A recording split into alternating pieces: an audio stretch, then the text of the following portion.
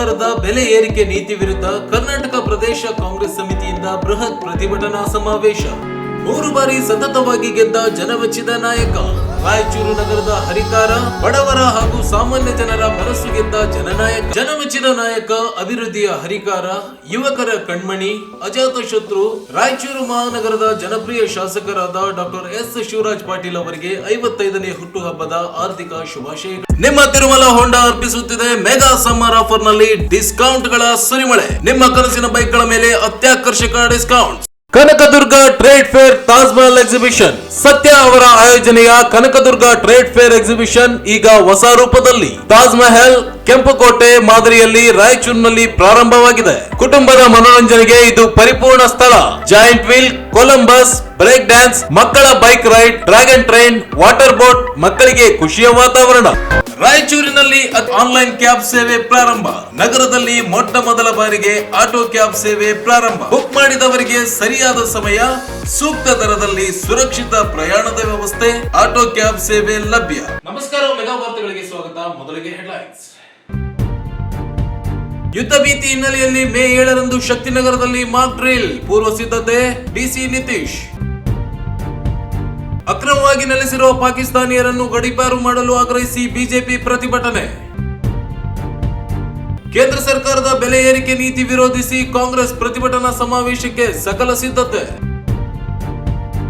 ಪ್ರಾದೇಶಿಕ ಅಸಮತೋಲನ ನಿವಾರಣಾ ಸಮಿತಿ ಸಭೆ, ಅನುದಾನ ಹಂಚಿಕೆ ನಿಯಮಗಳ ಬದಲಾವಣೆಗೆ ಗ್ರಾಮೀಣ ಶಾಸಕ ದದ್ದಲ್ ಬಸನಗೌಡ ಮನವಿ. ಕೇಂದ್ರ ಮತ್ತು ರಾಜ್ಯ ಸರ್ಕಾರಗಳ ಬೆಲೆ ಏರಿಕೆ ನೀತಿ ಖಂಡಿಸಿ ಮೇ 14ರಂದು ಎಸ್ಯುಸಿಐನಿಂದ ಬೆಂಗಳೂರಿನಲ್ಲಿ ಪ್ರತಿಭಟನೆ. ಶಶಿಧರ್.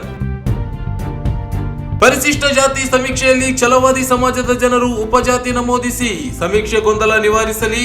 ರವೀಂದ್ರನಾಥ್ ಪಟ್ಟಿ.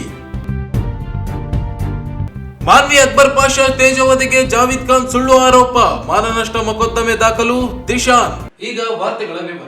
ಪಹಲ್ಗಾಮ್ನಲ್ಲಿ ನಡೆದ ಉಗ್ರ ದಾಳಿಗೆ ಪ್ರತೀಕಾರ ತೀರಿಸಿಕೊಳ್ಳಲು ಭಾರತ ಹವಣಿಸುತ್ತಿರುವ ಬೆನ್ನಲ್ಲೇ ಇದಕ್ಕಾಗಿ ಭರ್ಜರಿ ತಾಲೀಮು ನಡೆಸಿದೆ. ಕೇಂದ್ರ ಸರ್ಕಾರ ದೇಶದಾದ್ಯಂತ ಮಾಕ್ ಡ್ರಿಲ್ ಮಾಡಲು ಆದೇಶಿಸಿದೆ.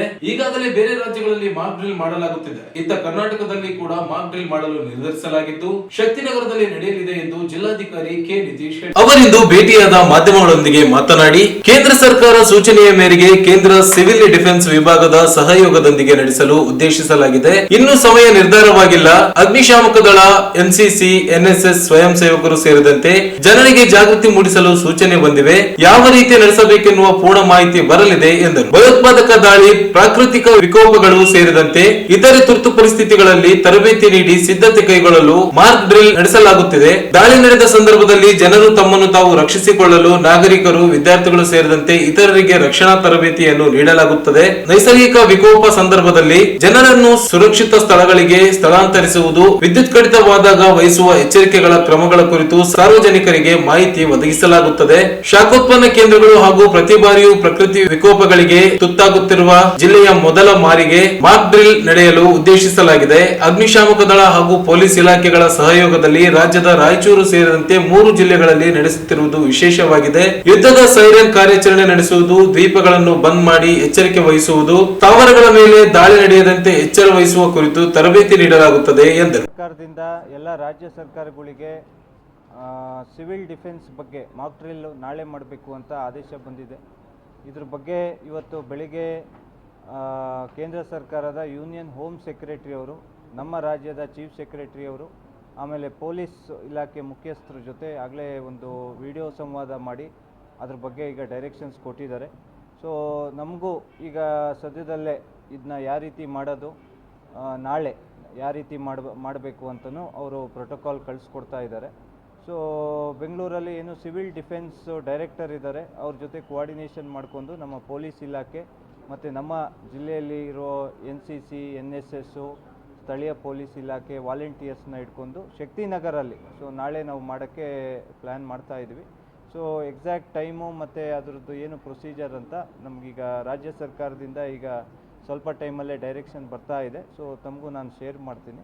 ಸೊ ಶಕ್ತಿನಗರದಲ್ಲಿ ನಮ್ಮದು ಏನು ಕೆಲವೊಂದು ಇನ್ಸ್ಟಾಲೇಷನ್ಸ್ ಇದೆ, ಒಂದು ಹೈ ವ್ಯಾಲ್ಯೂ ಇನ್ಸ್ಟಾಲೇಷನ್ಸ್ ಇದೆ ಶಕ್ತಿನಗರಲ್ಲಿ, ಅದಕ್ಕೆ ಅಲ್ಲಿ ಮಾಡಬೇಕು ಅಂತ ನಮಗೆ ಡೈರೆಕ್ಷನ್ ಬಂದಿದೆ. ಸೊ ನಾಳೆ ಅಲ್ಲಿ ನಾವು ಮಾಡ್ತೀವಿ. ಇಲ್ಲ, ಅದು ಎಕ್ಸಾಕ್ಟ್ ಈಗ ಪೊಲೀಸ್ ಇಲಾಖೆ ಮತ್ತು ರಾಜ್ಯ ಸರ್ಕಾರದಿಂದ ಡೈರೆಕ್ಷನ್ಸ್ ನೋಡಿಕೊಂಡು ಮತ್ತು ಕೇಂದ್ರ ಸರ್ಕಾರದ ಸಿವಿಲ್ ಡಿಫೆನ್ಸ್ ಡೈರೆಕ್ಟರ್ ಇದ್ದಾರೆ, ಸೊ ಅವ್ರ ಜೊತೆ ಕೋಆರ್ಡಿನೇಟ್ ಮಾಡಿಕೊಂಡು ಸಮಯ ನಾವು ನಿಗದಿ. ಬಹುತೇಕ ಎಲ್ಲ ಲೈಕ್ ಫೈರು, ಪೊಲೀಸು, ವಾಲಂಟಿಯರ್ಸು ಎಲ್ಲ ನಾವು ಭಾಗವಹಿಸ್ತೀವಿ. ನಾಳೆ ಸಿಎಂ ಬರ್ತಾ ಇರೋದ್ರಿಂದ ಬಂದೋಬಸ್ತಿಗೆ ಸಮಸ್ಯೆ ಆಗಬಾರ್ದು ಅನ್ನೋ ಕಾರಣಕ್ಕೋಸ್ಕರ ಅದನ್ನು ಯಾವಾಗ ಮಾಡಬೇಕಂತ ವಿಚಾರ ಮಾಡ್ತಾ ಇದ್ದೀವಿ ಅನ್ನುವಂಥ ಮಾಹಿತಿನ. ಇಲ್ಲ, ಈಗ ಇದು ಮಾಡ್ತಾ ಇರೋದು ಶಕ್ತಿನಗರಲ್ಲಿ, ಇದು ಮಾಡ್ತಾ ಇರೋದು ಮಾಕ್ ಡ್ರಿಲ್ ಶಕ್ತಿನಗರಲ್ಲಿ ಮಾಡ್ತಾ ಇರೋದು. ಮಾನ್ಯ ಮುಖ್ಯಮಂತ್ರಿಗಳು ಬರ್ತಾ ಇರೋದು ರಾಯಚೂರಿಗೆ. ಸೊ ಮಾಕ್ ಡ್ರಿಲ್ ಮಾಡೋದೇನು ಅಂದರೆ ಜನರು ಅಲ್ಲಿರೋ ಸ್ಥಳೀಯರು ಪ್ರಿಕಾಷನರಿ ಇರಲಿ, ನೆಕ್ಸ್ಟು ಎಲ್ಲದಕ್ಕೂ ಸನ್ನಿಹಿತರಾಗಿರಲಿ ಅಂತ ಅವರಿಗೆ ಟ್ರೈನಿಂಗ್ ಕೊಡೋಕ್ಕೆ. ಸರ್, ಈಗ ಕೇಂದ್ರ ಭದ್ರತಾ ಪಡೆ ನೇತೃತ್ವದಲ್ಲಿ ನಡೆಯುತ್ತೆ ಸರ್ ಇದು, ಅಥವಾ ನಮ್ಮ ಪೊಲೀಸು ಮತ್ತು ಏನು ಸಿವಿಲ್ ಡಿಫೆನ್ಸ್ ಅಂತ ಒಂದು ಅಂಗ ಇದೆ ಕೇಂದ್ರ ಸರ್ಕಾರದ್ದು, ಆಮೇಲೆ ಫೈರು, NCC, ಸೊ ಅವರೆಲ್ಲ ಸೇರಿ ನಾವು ಮಾಡ್ತೀವಿ. ಭಾರತದಲ್ಲಿ ಅಕ್ರಮವಾಗಿ ವಾಸಿಸುತ್ತಿರುವ ಪಾಕಿಸ್ತಾನಿ ಪ್ರಜೆಗಳನ್ನು ಈ ಕೂಡಲೇ ಅವರ ದೇಶಕ್ಕೆ ಗಡೀಪಾರು ಮಾಡುವಂತೆ ಒತ್ತಾಯಿಸಿ ಜಿಲ್ಲಾ ಬಿಜೆಪಿ ಪಕ್ಷದಿಂದ ನಗರದ ಹಳೆ ಜಿಲ್ಲಾಧಿಕಾರಿ ಕಚೇರಿ ಎದುರು ರಸ್ತೆ ತಡೆದು ಪ್ರತಿಭಟನೆ ನಡೆಸಲಾಯಿತು. ಏಪ್ರಿಲ್ 22ರಂದು ಜಮ್ಮು ಕಾಶ್ಮೀರದಲ್ಲಿ ಪಾಕಿಸ್ತಾನದ ನೆರವಿನಿಂದ 26 ಜನ ಅಮಾಯಕ ಭಾರತೀಯ ಪ್ರಜೆಗಳನ್ನು ಉಗ್ರರು ಧರ್ಮವನ್ನು ಕೇಳಿ ಗುಂಡಿಕ್ಕಿ ಕೊಂದಿರುವುದನ್ನು ನೋಡಿ ಇಡೀ ದೇಶ ದಿಗ್ಭ್ರಾಂತವಾಗಿದೆ. ಈ ಅತ್ಯಂತ ದಾರುಣವಾದ ದಾಳಿಯನ್ನು ಪಾಕಿಸ್ತಾನದ ಬೇಹುಗಾರಿಕೆ ಸಂಸ್ಥೆಯಾದ ISI ನೆರವಿನಿಂದ ಪಾಕಿಸ್ತಾನ ಸೇನೆ ಇಡೀ ದಾಳಿಯ ನಿಯೋಜನೆಯನ್ನು ರೂಪಿಸಿ ಇಂತಹ ಬರ್ಬರ ಹತ್ಯಾಕಾಂಡವನ್ನು ಅರಗಿಸಿಕೊಳ್ಳಲಾಗದೆ ಇಡೀ ದೇಶ ಅತ್ಯಂತ ದೊಡ್ಡ ಆಘಾತಕ್ಕೊಳಗಾಗಿದೆ ಹಾಗೂ ಜಗತ್ತಿನ ಎಲ್ಲಾ ದೊಡ್ಡ ಶಕ್ತಿಶಾಲಿ ರಾಷ್ಟ್ರಗಳು ಭಾರತದ ಜೊತೆ ನಿಲ್ಲುವುದಾಗಿ ಘೋಷಿಸಿವೆ. ವಿದೇಶಿಗರ ಕಾಯ್ದೆಗೆ ವಿಶೇಷ ಅಧಿಕಾರ ನೀಡಿ ಪಾಕಿಸ್ತಾನಿ ಪ್ರಜೆಗಳಿಗೆ ಭಾರತದ ವೀಸಾ ವಿತರಣೆಯನ್ನು ಅಮಾನತಿನಲ್ಲಿ ಇಡಲಾಗಿದೆ. ಈ ನಿಟ್ಟಿನಲ್ಲಿ ರಾಯಚೂರು ಜಿಲ್ಲೆಯಲ್ಲಿ ಅಧಿಕೃತ ದಾಖಲೆಗಳಿಲ್ಲದೆ ರದ್ದಾಗಿರುವ ವೀಸಾಗಳ ಹಾಗೂ ಅಮಾನತಿನಲ್ಲಿರುವ ವೀಸಾಗಳನ್ನು ಹೊಂದಿಕೊಂಡು ಅಕ್ರಮವಾಗಿ ನೆಲೆಸುತ್ತಿರುವ ಪಾಕಿಸ್ತಾನಿ ಪ್ರಜೆಗಳನ್ನು ಗುರುತಿಸಬೇಕೆಂದು ಮನವಿ ಮಾಡಿದರು. ನಂತರ ಜಿಲ್ಲಾಧಿಕಾರಿಗಳಿಗೆ ಬರೆದ ಮನವಿ ಪತ್ರವನ್ನು ತಹಶೀಲ್ದಾರ್ ಸುರೇಶ್ ವರ್ಮಾಗೆ ಸಲ್ಲಿಸಿದರು.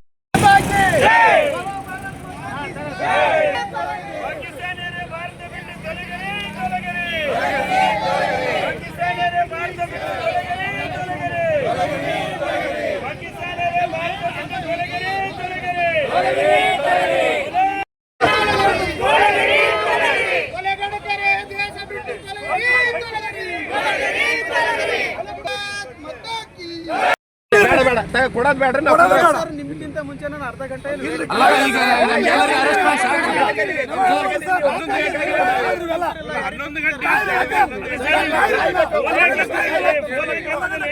ದೇಶಕ್ಕೆ ಗಡೀಪಾರು ಮಾಡುವ ಬಗ್ಗೆ ಮನವಿ.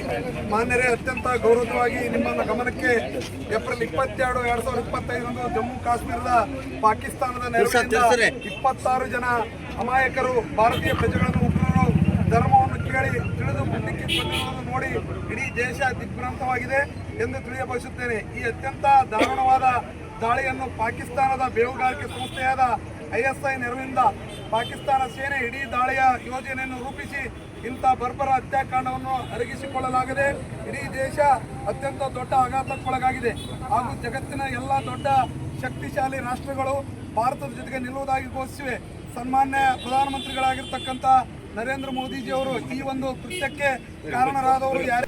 ಈ ಸಂದರ್ಭದಲ್ಲಿ ಬಿಜೆಪಿ ಜಿಲ್ಲಾಧ್ಯಕ್ಷ ವೀರನಗೌಡ ಪಾಟೀಲ್ ಲೆಕ್ಕಿಹಾಳ್, ಮಾಜಿ ವಿಧಾನ ಪರಿಷತ್ ಸದಸ್ಯ ಎನ್ ಶಂಕರಪ್ಪ, ಮಾಜಿ ಶಾಸಕ ಬಸನಗೌಡ ಬ್ಯಾಗ್ವಾಟ್, ಜಿಲ್ಲಾ ಪ್ರಧಾನ ಕಾರ್ಯದರ್ಶಿಗಳಾದ ಶಂಕರ್ ರೆಡ್ಡಿ, ಜಿ ಸಂತೋಷ್ ರಾಜ್ಗುರು, ಗಿರೀಶ್ ಕನಕವೀಡು, ಜಿಲ್ಲಾ ವಕ್ತಾರ KM ಪಾಟೀಲ್, ಮಾಜಿ ಜಿಲ್ಲಾಧ್ಯಕ್ಷ ರಮಾನಂದ್ ಯಾದವ್, ತ್ರಿವಿಕ್ರಮ್ ಜೋಶಿ, ನಗರ ಪ್ರಧಾನ ಕಾರ್ಯದರ್ಶಿ ರಾಮು ಕಡಗೋಲ್, ಮಾಧ್ಯಮ ಸಹ ಸಂಚಾಲಕ VP ರೆಡ್ಡಿ, ಕೊಟ್ರೇಶಪ್ಪ ಕೋರಿ, ಉಮೇಶ್ ಪಾಟೀಲ್, ಶಿವಕುಮಾರ್ ಪೊಲೀಸ್ ಪಾಟೀಲ್, ಡಾಕ್ಟರ್ ನಾಗರಾಜ್ ಬಾಲ್ಕಿ, ಯುವ ಮೋರ್ಚಾದ ಕಾರ್ತಿಕ್ ರೆಡ್ಡಿ, ರವಿ, ಲಕ್ಷ್ಮಣ, ಸುಮಾ ಅಶೋಕ್ ಗಸ್ತಿ, ನಾಗವೇಣಿ, ಸಂಗೀತ ಸೇರಿದಂತೆ ಪಕ್ಷದ ಪ್ರಮುಖರು, ಕಾರ್ಯಕರ್ತರು ಉಪಸ್ಥಿತರಿದ್ದರು. ಬುಧವಾರದಂದು ಕೇಂದ್ರ ಸರ್ಕಾರದ ವಿರುದ್ಧ ಕಾಂಗ್ರೆಸ್ ನಡೆಸಲಿರುವ ಸಂವಿಧಾನ ಬಚಾವೋ ಹಾಗೂ ಮೆಹಂಗಾಯಿ ಹಟಾವೋ ಪ್ರತಿಭಟನಾ ಸಮಾವೇಶಕ್ಕೆ CM Siddaramaiah, DCM DK Shivakumar ಸೇರಿದಂತೆ ಹಲವು ಸಚಿವರು, ಶಾಸಕರು ಭಾಗವಹಿಸುತ್ತಿರುವ ಹಿನ್ನೆಲೆಯಲ್ಲಿ ಜಿಲ್ಲಾ ಪೊಲೀಸ್ ಇಲಾಖೆಯಿಂದ ಸೂಕ್ತ ಬಿಗಿ ಬಂದೋಬಸ್ತ್ ವ್ಯವಸ್ಥೆ ಕಲ್ಪಿಸಲಾಗಿದೆ. ನಗರದ ಮಹಾತ್ಮ ಗಾಂಧಿ ಜಿಲ್ಲಾ ಕ್ರೀಡಾಂಗಣದಲ್ಲಿ ನಡೆಯಲಿರುವ ಬೃಹತ್ ಪ್ರತಿಭಟನಾ ಸಮಾವೇಶಕ್ಕೆ ಈಗಾಗಲೇ ಬೃಹತ್ತಾದ ವೇದಿಕೆ ಸಿದ್ಧವಾಗಿದೆ. ಈ ಪ್ರತಿಭಟನಾ ಸಮಾವೇಶಕ್ಕೆ ಜಿಲ್ಲೆ ಸೇರಿದಂತೆ ಕಲ್ಯಾಣ ಕರ್ನಾಟಕದ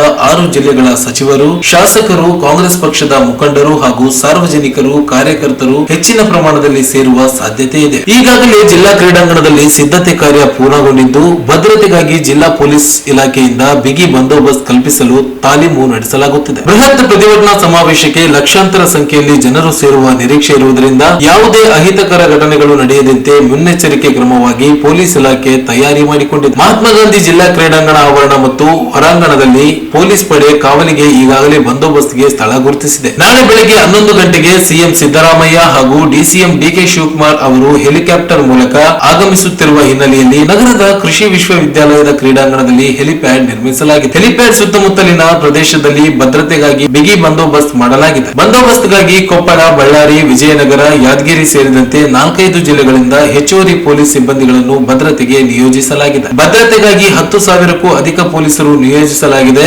ಐಜಿ, ಡಿಐಜಿ, ಯಾದಗಿರಿ, ಕೊಪ್ಪಳ, ಬಳ್ಳಾರಿ ಸೇರಿ ಇತರೆ ಜಿಲ್ಲಾ ಪೊಲೀಸ್ ವರಿಷ್ಠಾಧಿಕಾರಿಗಳು ಹಾಗೂ ASP, DSP, CPI, PSI, ASI, ಸಶಸ್ತ್ರ ಮೀಸಲು ಪಡೆ, ಡಿಎಆರ್, ಶ್ವಾನದಳ, ತಪಾಸಣೆ ವಿಭಾಗ ಸೇರಿದಂತೆ ಹಲವು ಪೊಲೀಸರನ್ನು ಬಂದೋಬಸ್ತ್ಗೆ ನಿಯೋಜಿಸಲಾಗಿದೆ ಎಂದು ತಿಳಿದು ಬಂದಿದೆ.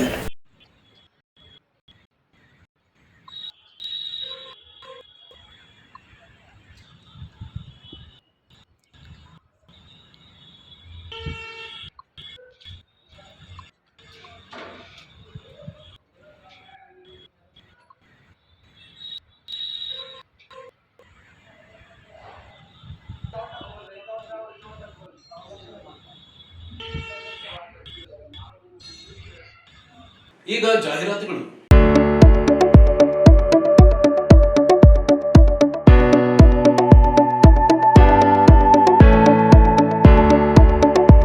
ಕೇಂದ್ರ ಬಿಜೆಪಿ ಸರ್ಕಾರದ ಬೆಲೆ ಏರಿಕೆ ನೀತಿ ವಿರುದ್ಧ ಕರ್ನಾಟಕ ಪ್ರದೇಶ ಕಾಂಗ್ರೆಸ್ ಸಮಿತಿಯಿಂದ ಬೃಹತ್ ಪ್ರತಿಭಟನಾ ಸಮಾವೇಶ. ಬೆಲೆ ಏರಿಕೆ ವಿರುದ್ಧ ಪ್ರತಿಭಟಿಸಲು, ಸಂವಿಧಾನ ಉಳಿಸಿ ದೇಶವನ್ನು ರಕ್ಷಿಸಲು ಪ್ರತಿಯೊಬ್ಬರು ಮುಂದಾಗಿ. ಮೇ 7ರಂದು ಬೆಳಗ್ಗೆ 11 ಗಂಟೆಗೆ. ಸ್ಥಳ ಮಹಾತ್ಮ ಗಾಂಧಿ ಜಿಲ್ಲಾ ಕ್ರೀಡಾಂಗಣ, ರಾಯಚೂರು.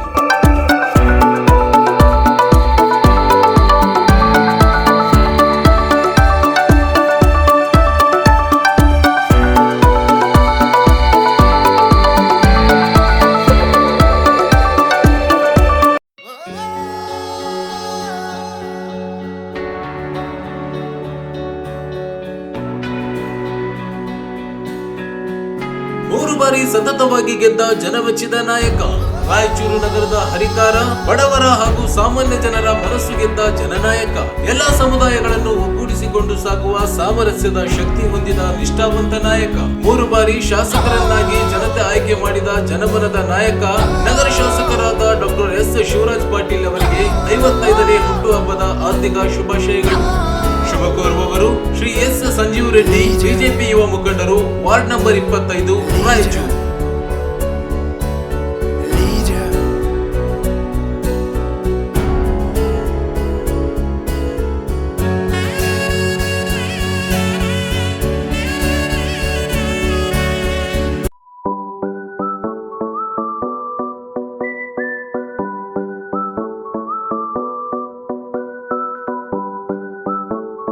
ಜನಮೆಚ್ಚಿದ ನಾಯಕ, ಅಭಿವೃದ್ಧಿಯ ಹರಿಕಾರ, ಯುವಕರ ಕಣ್ಮಣಿ, ಅಜಾತ ಶತ್ರು, ರಾಯಚೂರು ಮಹಾನಗರದ ಜನಪ್ರಿಯ ಶಾಸಕರಾದ ಡಾಕ್ಟರ್ ಎಸ್ ಶಿವರಾಜ್ ಪಾಟೀಲ್ ಅವರಿಗೆ 55ನೇ ಹುಟ್ಟುಹಬ್ಬದ ಆರ್ಥಿಕ ಶುಭಾಶಯಗಳು. ಶುಭ ಕೋರುವವರು ಶ್ರೀ ಕೆಸಿ ನರಸಣ್ಣ, ಗ್ರಾಮ ಪಂಚಾಯಿತಿ ಮಾಜಿ ಅಧ್ಯಕ್ಷರು ಹಾಗೂ ಹಾಲಿ ಸದಸ್ಯರು, ಶ್ರೀ ಇ ಆಂಜನೇಯ, ಗ್ರಾಮ ಪಂಚಾಯಿತಿ ಅಧ್ಯಕ್ಷರು ಹಾಗೂ ಸರ್ವ ಸದಸ್ಯರು.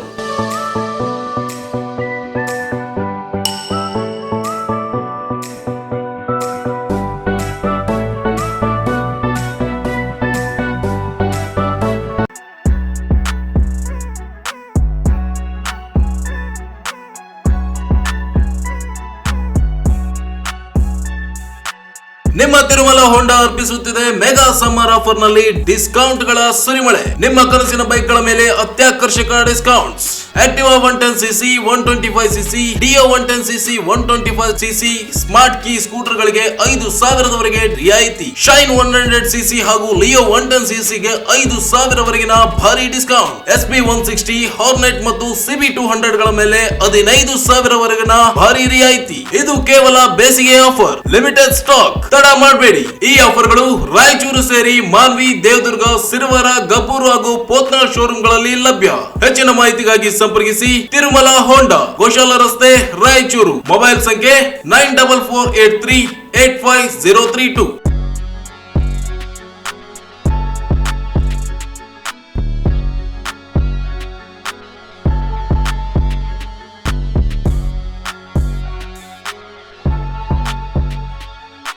फिर ताज ಮಹಲ್ ಎಕ್ಸಿಬಿಷನ್. ಸತ್ಯ ಅವರ ಆಯೋಜನೆಯ ಕನಕದುರ್ಗ ಟ್ರೇಡ್ ಫೇರ್ ಎಕ್ಸಿಬಿಷನ್ ಈಗ ಹೊಸ ರೂಪದಲ್ಲಿ ತಾಜ್ ಮಹಲ್ ಕೆಂಪುಕೋಟೆ ಮಾದರಿಯಲ್ಲಿ ರಾಯಚೂರಿನಲ್ಲಿ ಪ್ರಾರಂಭವಾಗಿದೆ. ಕುಟುಂಬದ ಮನೋರಂಜನೆಗೆ ಇದು ಪರಿಪೂರ್ಣ ಸ್ಥಳ.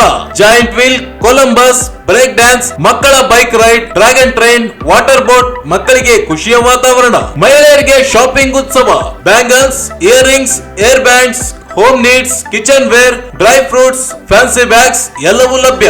ಪುರುಷರ ಉಡುಪು, ಮಕ್ಕಳ ಆಟಿಕೆಗಳು, ಎಲ್ಲರಿಗೂ ಇಷ್ಟವಾಗುವ ಸ್ಥಳ ಇದು ಮಾತ್ರ. Chaat bhandar, panipuri, aloo twister, popcorn, sugar candy, ice cream, Mysore bajji ಸೇರಿ ಎಲ್ಲಾ ವಿಧದ ಊಟದ ರುಚಿ, ಮನಸ್ಸು ಉಲ್ಲಾಸ. ಒಮ್ಮೆ ಬಂದರೆ ಮತ್ತೆ ಬಾರದಿರಲಾರಿರಿ. ಹಿಂದೆ ಭೇಟಿ ನೀಡಿ. Kanakadurga trade fair Taj Mahal exhibition. ಸ್ಥಳ Walkat ground, Basaveshwara circle, Reliance Mart ಹತ್ತಿರ, ರಾಯಚೂರು.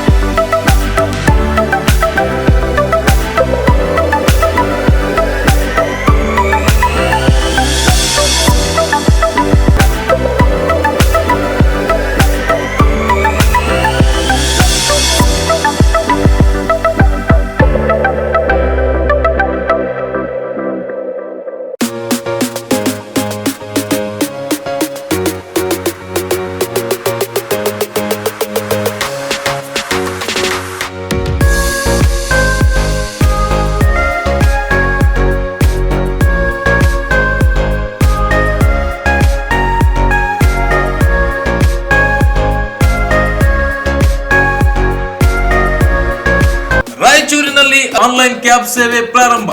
ನಗರದಲ್ಲಿ ಮೊಟ್ಟ ಮೊದಲ ಬಾರಿಗೆ ಆಟೋ ಕ್ಯಾಬ್ ಸೇವೆ ಪ್ರಾರಂಭ. ಬುಕ್ ಮಾಡಿದವರಿಗೆ ಸರಿಯಾದ ಸಮಯ, ಸೂಕ್ತ ದರದಲ್ಲಿ ಸುರಕ್ಷಿತ ಪ್ರಯಾಣದ ವ್ಯವಸ್ಥೆ, ಆಟೋ ಕ್ಯಾಬ್ ಸೇವೆ ಲಭ್ಯ. 369 ಕ್ಯಾಬ್ ಸೇವೆ ಶೀಘ್ರದಲ್ಲೇ ನಿಮ್ಮ ಮನೆ ಬಾಗಿಲಿಗೆ. ಗೂಗಲ್ ಪ್ಲೇ ಸ್ಟೋರ್ ನಿಂದ 369 ಕ್ಯಾಬ್ ಆಪ್ ಅನ್ನು ಈಗಲೇ ಡೌನ್ಲೋಡ್ ಮಾಡಿಕೊಂಡು ಗ್ರಾಹಕರು ಈ ಸೇವೆಯನ್ನು ಸದುಪಯೋಗ ಪಡೆದುಕೊಳ್ಳಿ. ಹಿಂದೆ ಸಂಪರ್ಕಿಸಿ. 369 auto cabs, first floor, Anusha complex, Navodaya medical college ಎದುರುಗಡೆ, ಮಂತ್ರಾಲಯ ರಸ್ತೆ, ರಾಯಚೂರು. ಹೆಚ್ಚಿನ ಮಾಹಿತಿಗಾಗಿ ಸಂಪರ್ಕಿಸಿ. ಮೊಬೈಲ್ ಸಂಖ್ಯೆ 988 697 5566.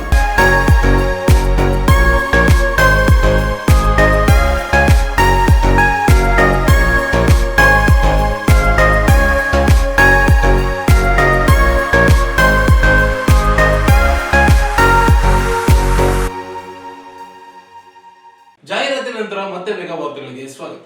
ರಾಜ್ಯದಲ್ಲಿರುವ ಪ್ರಾದೇಶಿಕ ಅಸಮತೋಲನೆ ನಿವಾರಿಸುವ ನಿಟ್ಟಿನಲ್ಲಿ 22 ವರ್ಷಗಳ ಹಿಂದೆ ನಂಜುಂಡಪ್ಪ ವರದಿಯನ್ನು ಸರ್ಕಾರಕ್ಕೆ ಸಲ್ಲಿಸಲಾಗಿದ್ದು, ಕೆಲವು ಪ್ರದೇಶಗಳಲ್ಲಿ ಪ್ರಾದೇಶಿಕ ಅಸಮತೋಲನೆ ನಿವಾರಣೆಯಾಗಿಲ್ಲ ಎಂಬ ಹಿನ್ನೆಲೆಯಲ್ಲಿ ಸರ್ಕಾರವು ಆರ್ಥಿಕ ತಜ್ಞ ಪ್ರೊಫೆಸರ್ ಆರ್ ಗೋವಿಂದರಾವ್ ಅಧ್ಯಕ್ಷತೆಯಲ್ಲಿ ಪ್ರಾದೇಶಿಕ ಅಸಮತೋಲನ ನಿವಾರಣಾ ಸಮಿತಿಯನ್ನು ರಚಿಸಿದ್ದು, ಆಯೋಗವು ಸಮಿತಿಯು ಸಂಘಟನೆಗಳ ಸಲಹೆಗಳನ್ನು ಪರಿಗಣಿಸಿ ಸರಿಯಾದ ವರದಿಯನ್ನು ಸರ್ಕಾರಕ್ಕೆ ಸಲ್ಲಿಸುವ ಕೆಲಸ ಮಾಡಬೇಕಿದೆ ಎಂದು ಗ್ರಾಮೀಣ ಶಾಸಕ ಬಸನಗೌಡ ಗದ್ದಲ್ ಹೇಳಿದರು. ಅವರಿಂದು ನಗರದ ಜಿಲ್ಲಾ ಪಂಚಾಯತ್ ಸಭಾಂಗಣದಲ್ಲಿ ವಿವಿಧ ಸಂಘ ಸಂಸ್ಥೆಗಳೊಂದಿಗೆ ಹಮ್ಮಿಕೊಂಡಿದ್ದ ಪ್ರೊಫೆಸರ್ ಆರ್ ಗೋವಿಂದರಾವ್ ಅವರ ಪ್ರಾದೇಶಿಕ ಅಸಮತೋಲನ ನಿವಾರಣಾ ಆಯೋಗದ ಸಭೆಯನ್ನ ಉದ್ದೇಶಿಸಿ ಮಾತನಾಡಿದರು. ರಾಯಚೂರು ತಾಲೂಕಿನಲ್ಲಿ ನಗರ ಹಾಗೂ ಗ್ರಾಮೀಣ ಭಾಗವೆಂಬ 2 ವಿಧಾನಸಭಾ ಕ್ಷೇತ್ರಗಳಿದ್ದು, ಗ್ರಾಮೀಣ ಪ್ರದೇಶದಲ್ಲಿ 176 ಗ್ರಾಮಗಳು ಹಾಗೂ ನಗರ ಕ್ಷೇತ್ರದಲ್ಲಿ 14 ಗ್ರಾಮಗಳು ಹಾಗೂ 1 ನಗರ ಕೇಂದ್ರವಿದೆ. ರಾಯಚೂರು ತಾಲೂಕಿನಲ್ಲಿ ಅನೇಕ ಸಮಸ್ಯೆಗಳಿದ್ದು, ಈ ಸಮಸ್ಯೆಗಳ ಬಗ್ಗೆ ಆಯೋಗದ ಸದಸ್ಯರು ಸರ್ಕಾರಕ್ಕೆ ಸರಿಯಾದ ಮಾಹಿತಿಯನ್ನು ನೀಡಿದ್ದಲ್ಲಿ ಈ ಭಾಗದ ಪ್ರಾದೇಶಿಕ ಅಸಮತೋಲನೆ ನಿವಾರಣೆಯಾಗುತ್ತದೆ ಎಂದರು. ರಾಯಚೂರು ಗ್ರಾಮೀಣ ಭಾಗದಲ್ಲಿ 117 ಹಿರಿಯ ಪ್ರಾಥಮಿಕ ಶಾಲೆ ಹಾಗೂ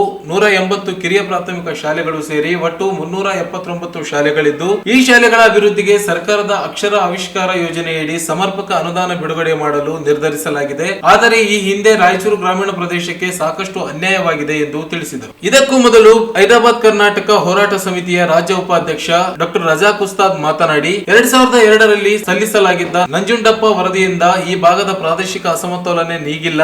ತಾಲೂಕುವಾರು ಸಮಗ್ರ ಸಂಯುಕ್ತ ಅಭಿವೃದ್ಧಿ ಸೂಚ್ಯಂಕ CCDI ವನ್ನು ತಾಲೂಕುವಾರು ವರ್ಗೀಕರಣ ಮಾಡಲಾಗುತ್ತದೆ. ಆದರೆ ಗ್ರಾಮೀಣ ಹಾಗೂ ನಗರ ಭಾಗದ CCDIಗಳು ವ್ಯತ್ಯಾಸವಿರುತ್ತವೆ. ಆದ್ದರಿಂದ ಪಂಚಾಯಿತಿವಾರು CCDI ಸೂಚ್ಯಂಕವನ್ನು ಪರಿಗಣಿಸಬೇಕು ಎಂದರು. ವಾಣಿಜ್ಯೋದ್ಯಮ ಸಂಘದ ಮಾಜಿ ಅಧ್ಯಕ್ಷ ತ್ರಿವಿಕ್ರಮ್ ಜೋಶಿ ಮಾತನಾಡಿ, ಜಿಲ್ಲೆಯ ಏಳಿಗೆಗೆ ಬೇಕಾದ ಯೋಜನೆಗಳನ್ನು ಹಾಗೂ ಅನುದಾನಕ್ಕೆ ಒತ್ತು ನೀಡಬೇಕು. ದತ್ತಾಂಶಗಳನ್ನು ವಸ್ತುನಿಷ್ಠವಾಗಿ ಪರಿಗಣಿಸಿ ಅನುಷ್ಠಾನಕ್ಕೆ ತರಬೇಕು. ವರದಿಗಳು ಒಟ್ಟಾರೆ ಸಾರಾಂಶವನ್ನು ಅಧಿಕಾರಿ ವರ್ಗ ಪರಿಗಣಿಸದೇ ಇದ್ದಲ್ಲಿ ಅನುಷ್ಠಾನ ಸಾಧ್ಯವಿಲ್ಲ ಎಂದು ಹೇಳಿದರು. ಕಾಟನ್ ಮಿಲ್ಲರ್ಸ್ ಅಸೋಸಿಯೇಷನ್ ಅಧ್ಯಕ್ಷ ವಿ ಲಕ್ಷ್ಮೀರೆಡ್ಡಿ ಮಾತನಾಡಿ, ಜಿಲ್ಲೆಯಲ್ಲಿ ಮೆಗಾ ಟೆಕ್ಸ್ಟೈಲ್ ಪಾರ್ಕ್ ನಿರ್ಮಾಣ ಮಾಡುವುದರಿಂದ ಇಲ್ಲಿನ 1 ಲಕ್ಷ ಜನರಿಗೆ ಉದ್ಯೋಗ ಸಿಗುತ್ತದೆ, ಜೊತೆಗೆ ಅಭಿವೃದ್ಧಿಗೂ ಅನುಕೂಲವಾಗುತ್ತದೆ ಎಂದು ತಿಳಿಸಿದರು. ಕರವೇ ಜಿಲ್ಲಾಧ್ಯಕ್ಷ ಅಶೋಕ್ ಜೈನ್ ಮಾತನಾಡಿ, ಕಳೆದ 3 ವರ್ಷಗಳಿಂದ ಜಿಲ್ಲೆಯಲ್ಲಿ ಏಮ್ಸ್ ಮಂಜೂರು ಮಾಡುವಂತೆ ನಿರಂತರವಾಗಿ ಹೋರಾಟ ನಡೆದಿದ್ದು, ಈ ವಿಷಯವನ್ನು ಸರ್ಕಾರ ಗಂಭೀರವಾಗಿ ಪರಿಗಣಿಸಬೇಕು. ಜೊತೆಗೆ ವಿಮಾನ ನಿಲ್ದಾಣ ಕಾಮಗಾರಿಯನ್ನು ಅತಿ ಶೀಘ್ರವೇ ಆರಂಭಿಸಬೇಕು ಎಂದು ಹೇಳಿದರು.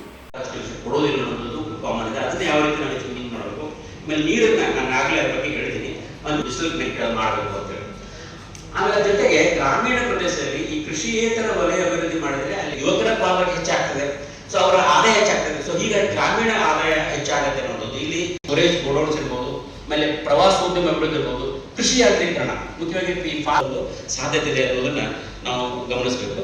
ಆಮೇಲೆ ಮತ್ತೆ ವೊಕೇಶನಲ್ ಎಜುಕೇಶನ್, ಗುಣಮಟ್ಟದ ಶಿಕ್ಷಣ ಆಗಬೇಕು, ವೃತ್ತಿಪರ ಶಿಕ್ಷಣ ಆಗಬೇಕು. ಯುವಕರಿಗೆ ನಾವು ಸ್ಕಿಲ್ ಡೆವಲಪ್ಮೆಂಟ್ ಕೊಡಬೇಕು. ಉದ್ಯಮಶೀಲರನ್ನ ನಾವು ಹೇಗೆ ತೊಡಗಿಸಿಕೊಳ್ಬೇಕು, ಅವರನ್ನ ಹೇಗೆ ನಾವು ಆರ್ಥಿಕ ಮುಖ್ಯವಾಗಿ ಈಗ ಶಾಲೆ ಬಿಟ್ಟುಕೊಳ್ಳೆ ಗಂಡು ಮಕ್ಕಳು ಬೇರೆ ಹೋಗ್ತಾ ಮೈಗ್ರೇಟ್ ಆಗ್ತಾರೆ, ಹೆಣ್ಮಕ್ಳ ಮದುವೆ ರೀತಿ ಕಷ್ಟ. ಸೊ ಅದನ್ನ ಹೇಗೆ ನಾವು ತಡಿಬೇಕು ಅನ್ನೋದು ನೋಡಬೇಕು. ಅಲ್ಲಿ ಮುಖ್ಯವಾಗಿ ಆರೋಗ್ಯ ವ್ಯವಸ್ಥೆ. ಹೀಗಾಗಿ ಒಟ್ಟಾರೆ ನಾವು ಈ ಗ್ರಾಮೀಣ ಆದಾಯವನ್ನು ಹೇಗೆ ಹೆಚ್ಚಿಸಬೇಕು ಅನ್ನೋದನ್ನ ಯೋಚನೆ ಮಾಡಿದಾಗ ನೀರಾವರಿ ಪ್ರೊಸೆಸಿಂಗ್ ಇರ್ಬೋದು, ಸ್ಟೋರೇಜ್ ಇರ್ಬೋದು, ಕ್ಲಾಸಿಫಿಕೇಶನ್ ಇರ್ಬೋದು, ಸೊ ಅದನ್ನ ಯಾವ ರೀತಿ ಮಾಡಬೇಕು. ವಿದ್ಯುತ್ ಸಾಲದ ಪ್ರಮಾಣ ಅದು ಕೂಡ ಒಂದು ಮುಖ್ಯವಾದಂತ ಅಂಶ. ಬಹಳಷ್ಟು ಕಡೆ ನಮಗೆ ಹೇಳಿದ್ದಾರೆ, ಬೇಕಾದಷ್ಟು ಸಾಲ ಮಾಡಿ ಅದರ ಅನುದಾನ ಬಿಡುಗಡೆ ಮಾಡಬೇಕಾಗಿತ್ತು. 2,000 ಕೋಟಿ ಆಗಬೇಕಾಗಿರಲಿಲ್ಲ. ಫಸ್ಟ್ ಟೈಮ್ ಬಿಡುಗಡೆ ಮಾಡುವಾಗ proportionately 11% of the total budget of the state every year ನೀವು ಸ್ಪೆಷಲ್ ಡೆವಲಪ್ಮೆಂಟ್ ಪ್ಲಾನ್ ಮಾಡಿದ್ರೆ ಡೆಫಿನೆಟ್ಲಿ ಈ 15-17 ವರ್ಷದಲ್ಲಿ ರೀಜನಲ್ ಇಂಬ್ಯಾಲೆನ್ಸ್ ರಿಡ್ರೆಸಲ್ ಆಗೋ ಸಾಧ್ಯತೆ ಇತ್ತು. ಇಂಟ್ರೆಸ್ಟ್ ಮತ್ತು ಕಮಿಟ್ಮೆಂಟ್ ಇಲ್ಲದೆ ಇರೋದ್ರಿಂದ ನಾವು ಫೇಲ್ ಆಗಿದ್ದೇವೆ. ಲಾಸ್ಟ್ ಇಯರ್ 22-23 ಅಲ್ಲಿ ನೀವು SDP ಮಾಡಿದ್ದೀರಿ 3,000 ಕೋಟಿ ರೂಪಾಯಿ. ಅವತ್ತು ಸ್ಟೇಟ್ ಬಜೆಟ್ ವಾಸ್ 2,56,000 crores. 11% ಅಂದ್ರೆ 29,000 ಕೋಟಿ ಆಗ್ತದೆ. ನೀವು 3,000 ಕೋಟಿ ಕೊಟ್ಟಿದ್ದೀರಿ ಅಂದ್ರೆ ಅದು ಯಾವುದಕ್ಕೂ ಸಾಲೋದಿಲ್ಲ. ಇವತ್ತಿನ ರೇಟ್, ಇವತ್ತಿನ ಕಾಸ್ಟ್ ಆಫ್ ನೀವು ಏನೇ ಇಂಪ್ಲಿಮೆಂಟ್ ಮಾಡೋದಿದ್ರು ಅದು ಮ್ಯಾಚ್ ಆಗೋದಿಲ್ಲ. ಹಾಗಾಗಿ ಇದು ರಿಡ್ರೆಸಲ್ 1000 ವರ್ಷ ಆದರೂ ರಿಡ್ರೆಸಲ್ ಆಗ್ಲಿಕ್ಕೆ ಸಾಧ್ಯ ಇಲ್ಲ. 2015ರಲ್ಲಿ ನಿಮ್ಮ CMDR ಅವರು ಒಂದು ವರದಿ ಕೊಟ್ಟಿದ್ದಾರೆ. ವರದಿ ಏನು ಮಾಡ್ತಾ ಇದ್ದೀರಿ, ಇದೊಂದು ನಂಜುಂಡಪ್ಪ ವರದಿಯ ಅನುಷ್ಠಾನದ ಅವಲೋಕನ ಮತ್ತು ಅದರ ಪರಿಶೀಲನೆ ಜೊತೆಗೆ ಒಂದಷ್ಟು ಏನೇನು ತಪ್ಪುಗಳಿದೆ ಸರಿ ನ್ಯೂನತೆಗಳನ್ನು ಸರಿ ಮಾಡುವಂತ ಕಾನ್ಸೆಪ್ಟ್ ಅಲ್ಲಿ ಇದೆ ಅಂತ ನಾನು ಭಾವಿಸ್ತೇನೆ. ಯಾಕಂದ್ರೆ ನಾನು ಪತ್ರಿಕೆಯಲ್ಲಿ ವರದಿ ನೋಡಿದ್ದೆ ಸೆಪ್ಟೆಂಬರ್ ಅಲ್ಲಿ ಪ್ರಾರಂಭ ಆದಾಗ. ಈಗಾಗಲೇ CMDRಗೆ ವರದಿಗೆ ರೆಕಾರ್ಡ್ ರಿಪೋರ್ಟ್ ಕೊಟ್ಟದ್ದು ನಾನೇ ಅಧ್ಯಕ್ಷಿದ್ದಾಗ ನಾನೇ ರೆಕಮೆಂಡ್ ಮಾಡಿದ್ದೆ. CM ಯಾಕಂದ್ರೆ ಇದು ಸಿಂಹಾವಲೋಕನ ಇಲ್ಲದೆ ಯಾವುದೇ ವರದಿ ಅನುಷ್ಠಾನ ಆಗ್ಲಿಕ್ಕೆ ಸಾಧ್ಯ ಇಲ್ಲ. ಪ್ರತಿಯೊಂದು ವರದಿನೂ ರೇಷೋ ಏನು ಹೇಳಿದ್ರು 14,000 ಕೋಟಿ 15,000 ಕೋಟಿ ಮತ್ತು ಅದೇನು ಫಿಗರ್ಸ್ ಅಲ್ಲಿ ಅಸಮತೋಲನ ಇದೆ, ಅದನ್ನ ಆಲ್ರೆಡಿ ರಜಾಕೋಟ್ ಕವರ್ ಮಾಡಿದಾಗ ನಾನು ಮತ್ತೆ ರಿಪೀಟ್ ಮಾಡಲ್ಲ. ಆದರೆ ಇನ್ಸ್ಟಿಟ್ಯೂಷನ್ಗಳ ಬಗ್ಗೆ ಹೇಳಿದ್ರೆ ಚೆನ್ನಾಗಿರ್ತಿತ್ತು. ಆ ವರದಿ ನ್ಯೂನತೆಗಳನ್ನು ನಾನು ಬಾರಿಗೂ ಪತ್ರಿಕಾಗೋಷ್ಠಿ ಮುಖಾಂತರನು ಸರ್ಕಾರದ ಅವಗಾರಿಗೂ 2014ರಲ್ಲಿ ಮುಂದಿನ ಪೀಳಿಗೆಯವರಿಗೆ ಅನುಕೂಲ ಆಗುತ್ತೆ ಅಥವಾ ಸ್ವಲ್ಪ ಹಿಂದುಳಿದ ಕಡಿಮೆ ಮಾಡ್ಲಿಕ್ಕೆ ಸಾಧ್ಯ ಆಗತ್ತೆ ಅನ್ನುವಂತಹ ಒಂದು ಚಿಂತನೆಯನ್ನು ನಾವು ಮಾಡ್ತಾ ಇದ್ದೇವೆ. ಸೊ ನಮ್ಮಲ್ಲಿ ಈ ಸಂವಾದಗಳು ಚರ್ಚೆಗಳು ಮೊದಲಿಂದಾನು ನಡೀತಾ ಬಂದಿವೆ. ಸೊ ಈಗ ನಾವು ಬಂದು ಅದೇ ಉದ್ದೇಶಕ್ಕಾಗಿ ನಾನು ನಿಲ್ಲಿಸ್ತೇನೆ. ನಿಮ್ಮಿಂದ ನಾನು ಹೆಚ್ಚು ಇನ್ಪುಟ್ಸ್ಗಳನ್ನ ಪಡ್ಕೊಳ್ಳಿಕ್ಕೆ ಪ್ರಯತ್ನ ಮಾಡ್ತೇನೆ. ಸೊ ರಾಯಚೂರು ಜಿಲ್ಲೆ ಹಿಂದುಳಿದಿದೆ. ಯಾಕೆ ಹಿಂದುಳಿದಿದೆ, ಇದನ್ನ ಮುಂದುವರಿಯುವ ಜಿಲ್ಲೆ ಮಾಡ್ಲಿಕ್ಕೆ ನಾವು ಏನೇನು ಮಾಡಬಹುದು ಅಥವಾ ಈಗಾಗಲೇ ಆದಂತಹ ಪ್ರಯತ್ನಗಳೇನು, ಪ್ರಯತ್ನಗಳಿಗೆ ಎಲ್ಲಿ. ಈ ಸಂದರ್ಭದಲ್ಲಿ ಆಯೋಗದ ಸದಸ್ಯರಾದ ಎಸ್ ಟಿ ಬಾಗಲಕೋಟೆ, ಸಂಗೀತಾ ಕಟ್ಟಿಮನಿ, ಜಿಲ್ಲಾಧಿಕಾರಿ ಕೆ ನಿತೀಶ್, ಜಿಲ್ಲಾ ಪಂಚಾಯತ್ ಸಿಇಒ ರಾಹುಲ್ ತುಕಾರಾಂ ಪಾಂಡ್ವೆ ಸೇರಿದಂತೆ ಸಂಘ ಸಂಸ್ಥೆಗಳ ಮುಖಂಡರು, ಅಧಿಕಾರಿಗಳು ಉಪಸ್ಥಿತರಿದ್ದರು. ಕೇಂದ್ರ ಮತ್ತು ರಾಜ್ಯ ಸರ್ಕಾರಗಳ ಬೆಲೆ ಏರಿಕೆ, ಆರೋಗ್ಯ, ಶಿಕ್ಷಣ ದುಬಾರಿಯನ್ನು ನಿಯಂತ್ರಿಸುವುದು ಸೇರಿದಂತೆ ವಿವಿಧ ಬೇಡಿಕೆಗಳಿಗೆ ಆಗ್ರಹಿಸಿ ಮೇ 14ರಂದು ಬೆಂಗಳೂರಿನಲ್ಲಿ social unity centre of India ವತಿಯಿಂದ ಹೋರಾಟ ಹಮ್ಮಿಕೊಳ್ಳಲಾಗಿದೆ ಎಂದು ಎಸ್ಯುಸಿಐ ಪಕ್ಷದ ರಾಜ್ಯ ಕಾರ್ಯಕಾರಿ ಸಮಿತಿ ಸದಸ್ಯ ಎಂ ಶಶಿಧರ್ ಹೇಳಿದರು. ಅವರಿಂದು ಮಾಧ್ಯಮಗೋಷ್ಠಿ ಉದ್ದೇಶಿಸಿ ಮಾತನಾಡಿ, ಜನಪರ ಸರ್ಕಾರಗಳೆಂದು ಹೇಳಿಕೊಂಡು ಅಧಿಕಾರಕ್ಕೆ ಬಂದಿರುವ ಕೇಂದ್ರ ಮತ್ತು ರಾಜ್ಯ ಸರ್ಕಾರಗಳ ವಿಪರೀತವಾಗಿ ಬೆಲೆ ಏರಿಕೆಗಳನ್ನು ಮಾಡಿ ಸಾರ್ವಜನಿಕರ ನಿತ್ಯ ಜೀವನ ನಿರ್ವಹಣೆ ಮಾಡಲಾಗದ ಸ್ಥಿತಿಯನ್ನು ಸೃಷ್ಟಿಸಿವೆ. ಜನರಿಗೆ ನಿತ್ಯ ಬಳಕೆ ಆಹಾರ, ಔಷಧಿ, ಅಡುಗೆ ಅನಿಲ, ಇಂಧನ ಸೇರಿ ಎಲ್ಲಾ ಬೆಲೆಗಳನ್ನು ಏರಿಕೆ ಮಾಡಿವೆ. ಆರೋಗ್ಯ ಹಣ ಇದ್ದವರಿಗೆ ಮಾತ್ರ ಎನ್ನುವಂತಾಗಿದೆ. ಸರ್ಕಾರಿ ಶಾಲೆಗಳನ್ನು ಮುಚ್ಚುವ ಮೂಲಕ ಗುಣಮಟ್ಟದ ಶಿಕ್ಷಣ ನೀಡುವುದಾಗಿ ಹೇಳುತ್ತಿರುವುದು ಅಪಹಾಸ್ಯದ ಸಂಗತಿ. ಬಂಡವಾಳಶಾಹಿ ನೀತಿಗಳನ್ನು ಕೇಂದ್ರ ಮತ್ತು ರಾಜ್ಯ ಸರ್ಕಾರಗಳು ಪೈಪೋಟಿಗಿಳಿದು ಜಾರಿ ಮಾಡುತ್ತಲೇ ಇವೆ. ಗ್ಯಾರಂಟಿ ಯೋಜನೆಗಳಿಂದ ಜನರ ಕಲ್ಯಾಣವಾಗುತ್ತಿದೆ ಎಂದು ಬಿಂಬಿಸಲಾಗುತ್ತಿದೆ. ಆದರೆ ದುಬಾರಿ ಬೆಲೆ ಏರಿಕೆಯಿಂದ ದುಡಿಯುವ ವರ್ಗದ ಜನರು ನಿರ್ವಹಣೆ ಮಾಡಲಾಗದೆ ಬಳಲುತ್ತಿದ್ದಾರೆ. ಜಾತಿ ಧರ್ಮದ ಹೆಸರಿನಲ್ಲಿ ಯುದ್ಧ, ಉನ್ಮಾದವನ್ನು ವಿಜೃಂಭಿಸಲಾಗುತ್ತಿದೆ. ಯುವಕರು ಡ್ರಗ್ಸ್, ಮಾದಕ ವಸನಿಗಳಾಗುತ್ತಿದ್ದಾರೆ ಎಂದರು. ನಿಷೇಧಿ ಔಷಧಿಗಳ ಮಾರಾಟ, ಮಾದಕ ವಸ್ತುಗಳ ಮಾರಾಟ ನಿಯಂತ್ರಿಸಲಾಗದೆ ಹೋಗಿದೆ. ಸರ್ಕಾರಿ ಆಸ್ಪತ್ರೆಗಳಲ್ಲಿ ವೈದ್ಯರು, ಸಿಬ್ಬಂದಿಗಳಿಲ್ಲ. ಉದ್ಯೋಗ ಖಾತ್ರಿ ಯೋಜನೆಯಡಿ ಕನಿಷ್ಠ ವೇತನ ಕೂಲಿ 600 ರೂಪಾಯಿ ನೀಡಬೇಕಿದೆ. ವಿದ್ಯುತ್ ಮಸೂದೆ ರದ್ದುಗೊಳಿಸಿ ಸ್ಮಾರ್ಟ್ ಮೀಟರ್ ಅಳವಡಿಕೆಯನ್ನು ಕೈಬಿಡುವುದು, ಆಶಾ, ಅಂಗನವಾಡಿ, ಬಿಸಿಯೂಟ ನೌಕರರನ್ನು ಸರ್ಕಾರಿ ನೌಕರರೆಂದು ಪರಿಗಣಿಸುವುದು ಸೇರಿ ಪ್ರಮುಖ 11 ಬೇಡಿಕೆಗಳಿಗೆ ಆಗ್ರಹಿಸಿ ನಡೆಯಲಿರುವ ಹೋರಾಟದಲ್ಲಿ ರಾಜ್ಯದ ಎಲ್ಲಾ ಜಿಲ್ಲೆಗಳಿಂದ ದುಡಿಯುವ ವರ್ಗದ ಜನರು ಭಾಗವಹಿಸಲಿದ್ದಾರೆ ಎಂದರು. ಶಿಕ್ಷಣ ಪಡೆಯಲಾಗಿ IAS ಆಫೀಸರ್ ಮಕ್ಕಳು AS ಆಗ್ತಾರೆ, ಡಾಕ್ಟರ್ ಮಕ್ಕಳು ಡಾಕ್ಟರ್ ಆಗ್ತಾರೆ. ಅವರ ಮಧ್ಯಮ ವರ್ಗ ಏನಿದೆ ಅದು ಸಂಪೂರ್ಣವಾಗಿ ಶಿಕ್ಷಣದಿಂದ ವಂಚಿತ ಆಗ್ತಾರೆ. ಆದ್ದರಿಂದ ಇದನ್ನ ಕೂಡಲೇ ರದ್ದು ಮಾಡಬೇಕಂತ ನಾವು ಡಿಮ್ಯಾಂಡ್ ಮಾಡ್ತೀವಿ. ಇನ್ನೊಂದು ಮುಖ್ಯವಾಗಿ ನಮ್ಮ ಮಕ್ಕಳ ಮೇಲೆ ಮಾನಸಿಕವಾಗಿ ಪರಿಣಾಮ ಬೀರುತ್ತಾ ಇರುವಂತಹ ಮೊಬೈಲ್ಗಳಲ್ಲಿರುವಂತಹ ಅಶ್ಲೀಲ ಚಲನಚಿತ್ರಗಳಿಂದ ನಾವು ಗಮನಿಸಿರೋದು ಸಾಕಷ್ಟು ವಿದ್ಯಾರ್ಥಿಗಳು ಇದರಲ್ಲಿ ಏನು ನೋಡಬೇಕು, ಏನು ನೋಡಬಾರ್ದು ಅನ್ನೋದು ಎಲ್ಲ ಇರಲ್ಲ. ಇದರಿಂದ ಮಾನಸಿಕವಾಗಿ ಬೀಳಿಗೆ ಈಡಾಗ್ತಾ ಇರುತ್ತೆ. ಈಗಾಗಲೇ ಎನ್ಹ್ಯಾನ್ಸ್ ನರವಾದ ಸಂಸ್ಥೆಯಲ್ಲಿ ಅದರದೊಂದು ಘಟಕವನ್ನು ಕೂಡ ಓಪನ್ ಮಾಡಿದ್ದಾರೆ. ಅದರ ಮುಂದೆ ನಮ್ಮ ಮಕ್ಕಳು ಏನಾಗಬಹುದು, ಈ ಥರ ಆದರೆ ಅವ್ರ ಪರಿಸ್ಥಿತಿಗಳೇನು. ಸೊ ಸರ್ಕಾರ ಕೆಲವೇ ಕೋಟಿಗಳ ಲಾಭಕ್ಕೆ ನಮ್ಮ ಮಕ್ಕಳನ್ನ ಹಾಳು ಮಾಡಬೇಕು ಹೊರಟಿದೆ.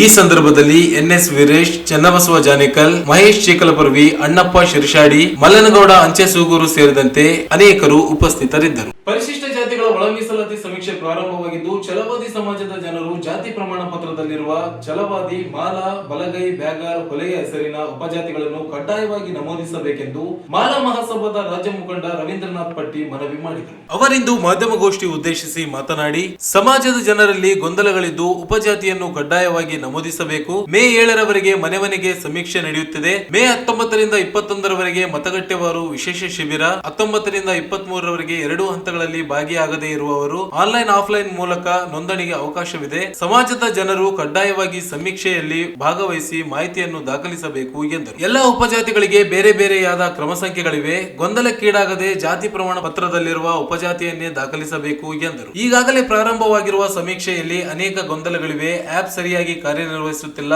ಅಲ್ಲದೆ ಟ್ರೈನರ್, ಗಣತಿದಾರರು ಮನೆಗಳಿಗೆ ಬರುತ್ತಿಲ್ಲ. ಕೂಡಲೇ ಜಿಲ್ಲಾಧಿಕಾರಿಗಳು ಸಮಸ್ಯೆಯಾಗದಂತೆ ಕ್ರಮ ವಹಿಸಬೇಕು ಎಂದರು. ಆಪ್ ನಲ್ಲಿ ದಾಖಲಿಸಿದರೂ ಮಾಹಿತಿ ದಾಖಲಾಗುತ್ತಿಲ್ಲ. ಸಮಸ್ಯೆ ನಿವಾರಣೆಗೆ ಜಿಲ್ಲಾಡಳಿತ ಮುಂದಾಗಬೇಕು ಎಂದು ತಿಳಿಸಿದರು.